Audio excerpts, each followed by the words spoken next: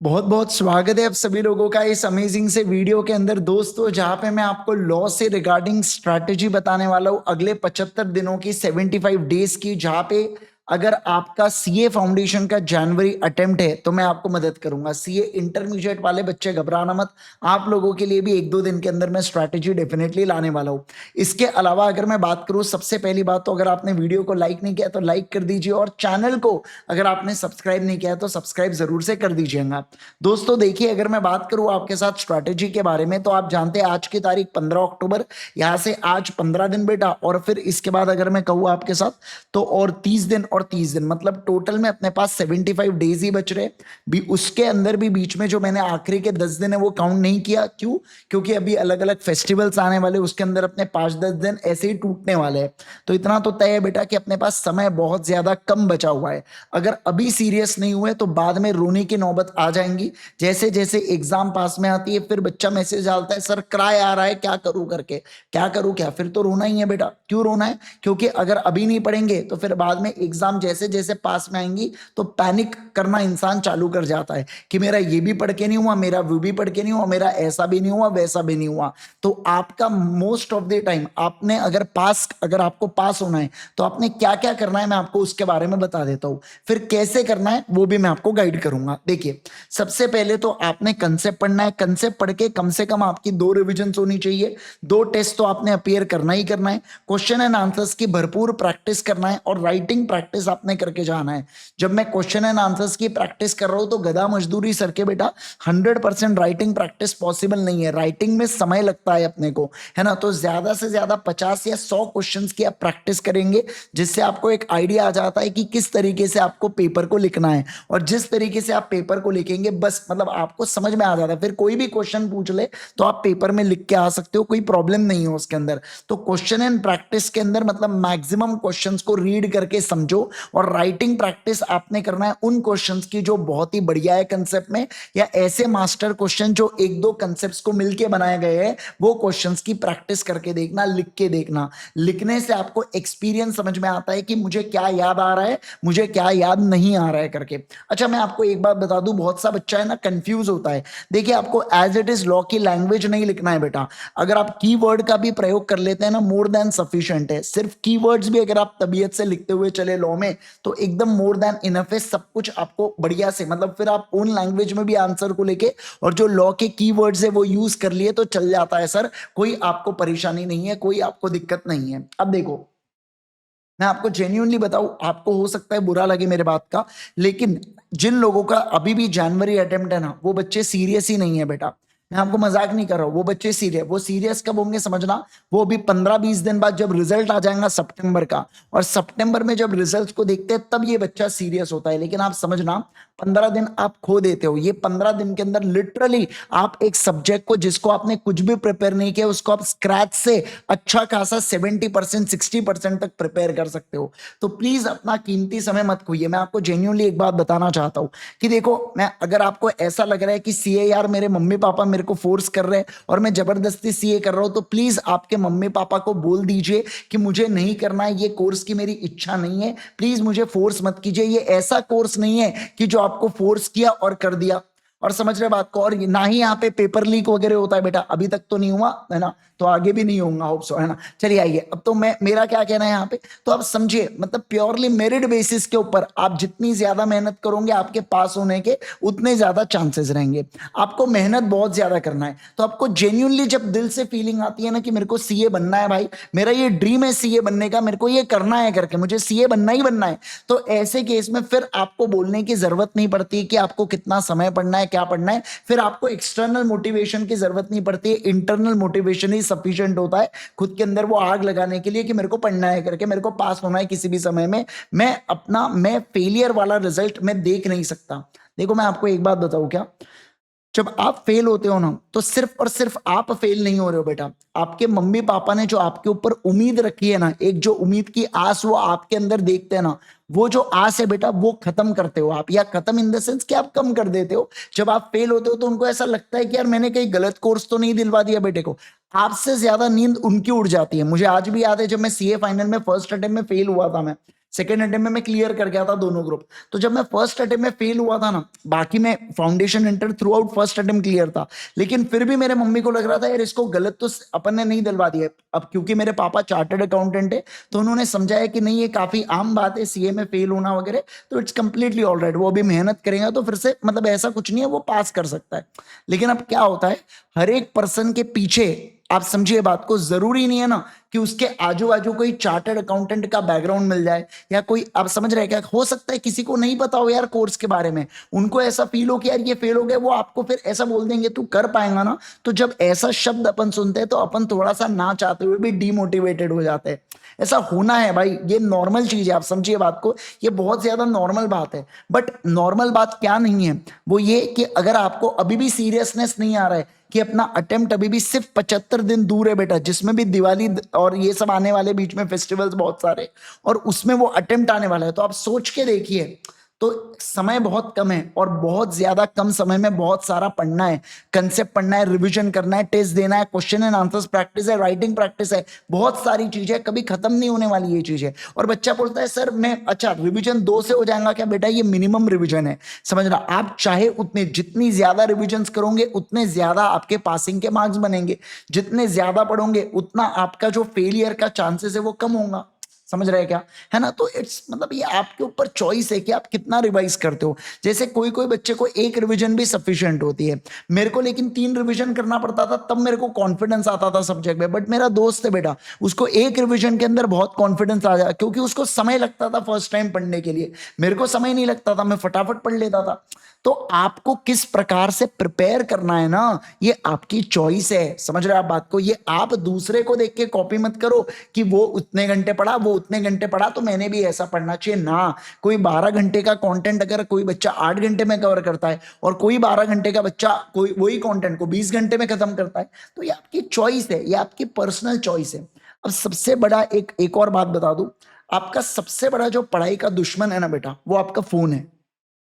एक तो वो इंस्टाग्राम, या कुछ बच्चों को आदत होती कार को देखते रहने की, पता नहीं, मैं तो, मेरे को ऐसा शौक नहीं था मतलब, लेकिन मैं देखा हूँ यहाँ पे, मतलब आजकल बहुत से ऐसे मेरे को क्वेरी आते, सर है ना हम पता नहीं, हम, मैं सर कार को देखते रहता हूँ। बोले, मैंने कहा कार को देख, मैं समझा नहीं, मैंने फिर से पूछा कार को देखते मतलब सर मुझे शौक है, बोले कार के बारे में जानकारी ले। मैंने कहा गिल तप्पा, मतलब हद ही हो गई ना ये, मतलब तुम यार क्या बोलूं मैं, है ना। तो आप समझिए, तो मेरा ये कहना है आपके साथ कि जब आप पढ़ाई कर रहे हो ना, तब एक बात बताओ, क्या फोन को बंद, स्विच ऑफ, फोन को स्विच ऑफ कर देने का और रख देने का बेटा, है ना, मम्मी पापा को दे देने का कि मैं जब इतने घंटे पढ़ लूंगा तब मुझे दो। देखो मैं ये नहीं बोल रहा कि इंस्टा डिलीट करो या यूट्यूब बंद कर दो या कुछ करो ही मत करके, मैं ये बोल नहीं रहा आपको, लेकिन जब आप पढ़ाई कर रहे हो ना, तब आपके पास फोन नहीं होना चाहिए, समझ रहे हैं क्या, तब आपके पास फोन है। आजकल तो बहुत फीचर्स रहते हैं बेटा, पहले से लेक्चर डाउनलोड कर लो, पहले से सब कुछ करके रख लो ऑफलाइन में, ये बहुत सारे फीचर्स रहते हैं आपके पास, आप इस्तेमाल कर सकते हो, पर नहीं करते वो अलग बात है।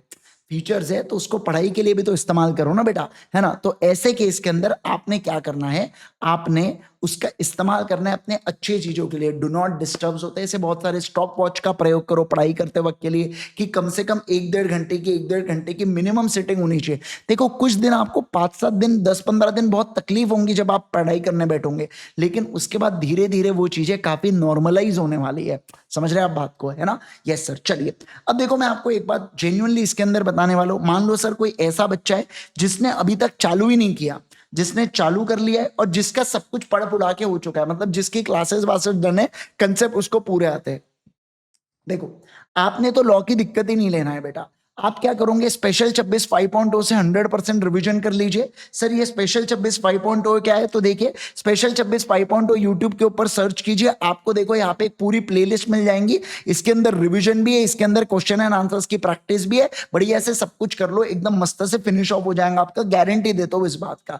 चाहे तो जाके देख लो, एक से एक जबरदस्त कॉमेंट है, बच्चे ने बहुत अच्छे से तैयारी की है, सब कुछ करना है तो सब कुछ अवेलेबल है, कोई प्रॉब्लम नहीं है। सर लेकिन हम सेल्फ करना चाहते हैं, आप सेल्फ करो, कोई प्रॉब्लम इंपॉर्टेंट नहीं उसके अंदर। मैं तो उसके लिए बोला कि अगर खुद से पढ़ाई नहीं होती है तो वीडियोस अवेलेबल है देखने के लिए, लेकिन खुद से कर सकते हो तो बहुत अच्छी बात है। बेस्ट चीज है सेल्फ करना। पर आजकल ऐसा मैं ऑब्जर्व करता हूं कि क्या होता है कि अगर बच्चा सेल्फ करता है तो उस चीज को हो सकता है वो 4 घंटे लगाए, 5 घंटे लगाए, जो मेरे साथ साथ अगर वो रिवाइज कर ले तो उसका 2 घंटे के अंदर ही हो सकता है, क्योंकि वो एक रहता है, मुझे पता है कि कौन से टॉपिक पे स्ट्रेस देना है, कौन से टॉपिक पे स्ट्रेस नहीं देना है, मुझे अच्छे से पता है। तो ऐसे केस के अंदर आप मेरे साथ ही चीजों को कवर कर लो, एब्सोल्युटली फ्री में, पूरा यूट्यूब पे अवेलेबल है सब कुछ, एकदम मजे ही मजे। ठीक है। दूसरा, सर आपने स्टार्ट कर दिया है, मान लो आपने कहीं से लेक्चर्स ले लिए, कोई एबीसी फैकल्टीज या मेरे मेरे ही लेक्चर आप ले रहे हो यहाँ पे, तो ऐसे केस में आप देखिए Indian contract act, company SOGA और पार्टनरशिप, ये देखो companies act, Indian contract act, SOGA, इसको तो आपने 100% रेगुलर लेक्चर से कवर करो।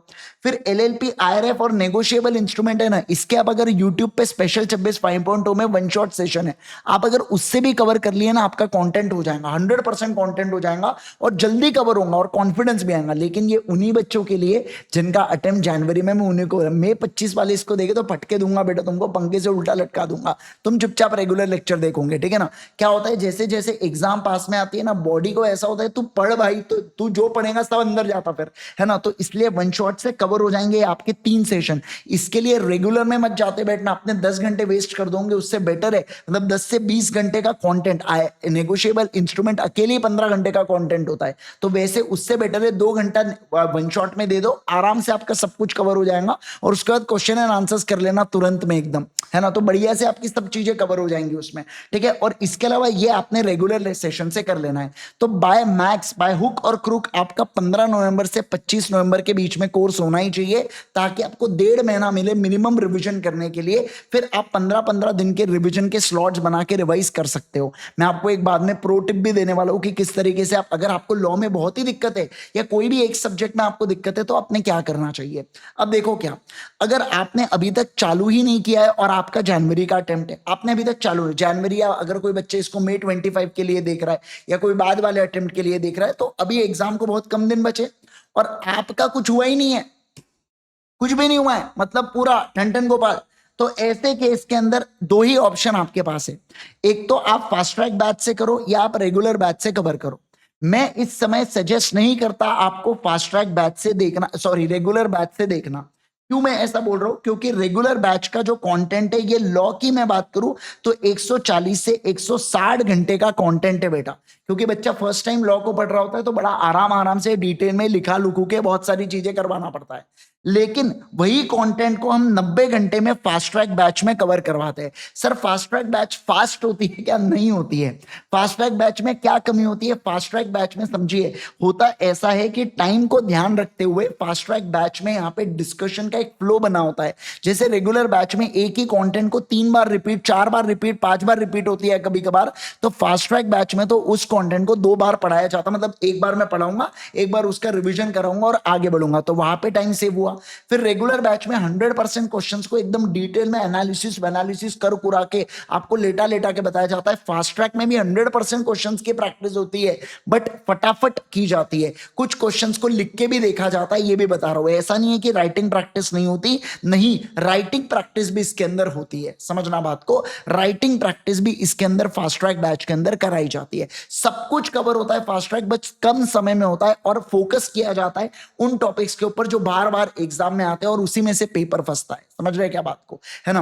तो ऐसी होती है फास्ट ट्रैक बैच, जिसके लिए आपको ऑब्वियस सी बात है ultimateca.com से एनरोल करना पड़ेगा, जो मैं आपको बाद में इस वीडियो के एंड में बता दूंगा। अभी आप आगे का सुनो। देखिए सर, अब मान लीजिए फॉर एग्जांपल एक प्रो टिप बताइए सर, अगर आप क्या कर सकते हो, अगर आपको लॉ में या आपको मैथ्स में या आपको अकाउंट्स में या कोई भी सब्जेक्ट में आपको बहुत दिक्कत है, तो आप एक टाइम को फिक्स कर लीजिए। जैसे फॉर एग्जांपल मैंने क्या किया था, जब मैं सीए फाइनल में था, मेरे को डीटी सब्जेक्ट बड़ा परेशान करता था, तो मैंने क्या किया, 7 AM से 10 AM तक सुबह के 3 घंटे सिर्फ और सिर्फ लॉ के लिए फिक्स कर दिया। क्या कहा मैंने, बोलो?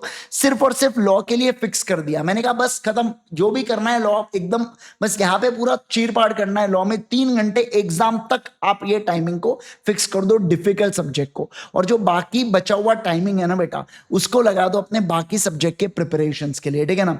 तो आप टिल एग्जाम तक वही टाइमिंग को फॉलो करो। मैं आपको बता रहा हूं, आपको इतना ज्यादा हेल्प होगा आप सोच नहीं सकते। लिटरली वो 3 घंटे में एक बार रिविजन हो गई, दूसरी बार फिर से चालू कर दो, दूसरी होगी, तीसरी चालू कर दो, क्वेश्चन एंड आंसर्स प्रैक्टिस करना है, सब कुछ आपको वो 3 घंटे में करना है।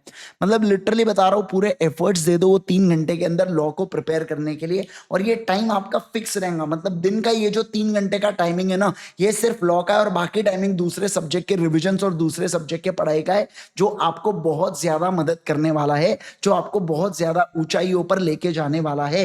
किसी को अगर क्वेश्चन एंड आंसर्स की प्रैक्टिस के लिए बुक चाहिए तो हमारी क्वेश्चन बैंक होती है जो igsir.in के ऊपर अवेलेबल है, igsir.in के ऊपर, ठीक है ना, ओके, वहां पे अवेलेबल है। हार्ड कॉपी सॉफ्ट कॉपी दोनों अवेलेबल है। सॉफ्ट कॉपी मतलब पीडीएफ फॉर्म में ऐप के ऊपर मिलता है, हार्ड कॉपी मतलब घर पर किताब आती है बेटा, ठीक है ना, ये वहां पे कवर्ड है जो आपको मिल जाती है, ठीक है। चलिए सर, तो ये होता है पूरा पूरा एक प्रकार से पूरा डिस्कशन बेटा कि क्या अपनी तैयारी होनी चाहिए, कैसी अपनी तैयारी होनी चाहिए, उसके बारे में एक डिस्कशन होता है। अब आपको अगर और कोई स्पेसिफिक पॉइंट है लॉ से रिलेटेड तो आप इस वीडियो के कमेंट सेक्शन में डाल सकते हैं। और ध्यान रखना, आप बेटा आज आप खुद प्रण ले लो कि भाई मैं आने वाले 75 दिन में अपना बेस्ट दूंगा। जरूर से सारे लोग कमेंट करेंगे I will give my 200% in next 75 days. आप ये कमेंट कीजिए और आपको बस आग लग जानी चाहिए कि भाई अपने को करो या मरो करना है। मतलब अगले 75 दिनों में अपने को अपना बेस्ट देना है। फिर रिजल्ट अपने हाथ में नहीं है भाई, जो रिजल्ट आएंगे उसको एक्सेप्ट कर लेंगे, लेकिन एज ऑफ नाउ अपन अपना बेस्ट दे सकते हैं।